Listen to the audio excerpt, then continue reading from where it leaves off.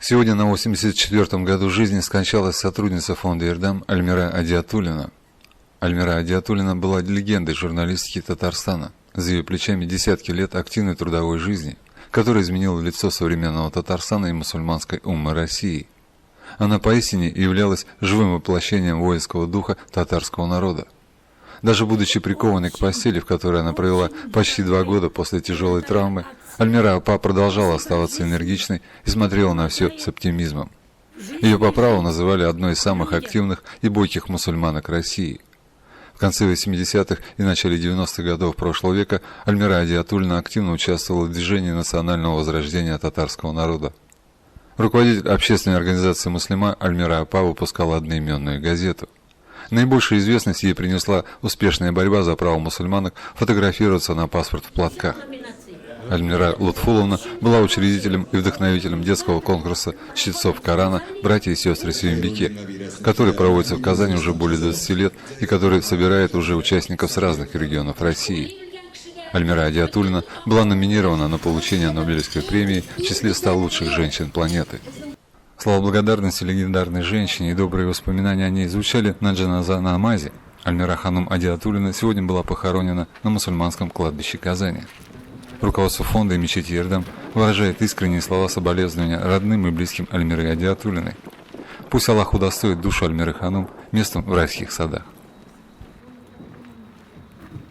В июне 2016 года в типографии фонда «Эрдам» вышла книга Альмиры Апы, видеосюжет с сурдопереводом, где интервью с автором книги в память о ней вашему вниманию. В книге Альмиры Адиатуллиной, название которой переводится как «Эхо жизни», лишь малая часть материалов журналиста с большим стажем. В первом отделении «Великотечество и война», а в втором отделении уже о духовности и нравственности.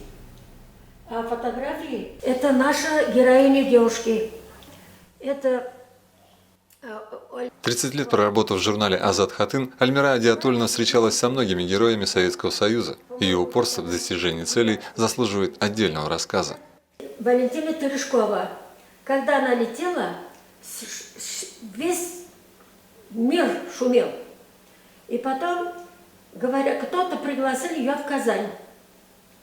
И она приехала. Мне редактор Асифарина Хасанова говорит: ты можешь, бери, говорит, какую-нибудь писанину от Терешковой. В университет она остановилась. Говорят, в этой комнате там вместе с министром культуры. Пошла я, дверь закрыта. Я-то грузчиком работала. Немножко пошла. Раз дверь, раз дверь. Министр упал, Махмутов. Маданият кшеляры. Люди, культура, говорит. И говорю, мне надо выполнять задание. Материалов у Альмиры Апы на несколько томов, говорит редактор книги, а энергии хватит на десяток людей. Даже и не думается, что ей будет скоро, в июле, 78 лет, а и не чувствуешь она такого. Но она иногда, вот болею, она говорит, ну, такой жизнерадостный человек, вообще такого сыскать надо. Альмира Ханум – легендарная личность. Кроме права фотографироваться на паспорт в платке, она добилась и демонтажа пивного ресторана, расположенного близ стен Казанского Кремля. Автор первой газеты для мусульманок в России сегодня отдает свою энергию будущему поколению. Она организатор всероссийского конкурса детей на знание основ ислама, который проходит в Казани уже 19 лет.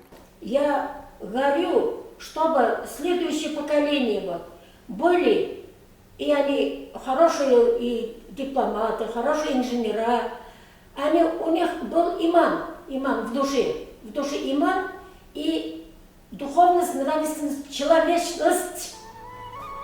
Вот что я хочу.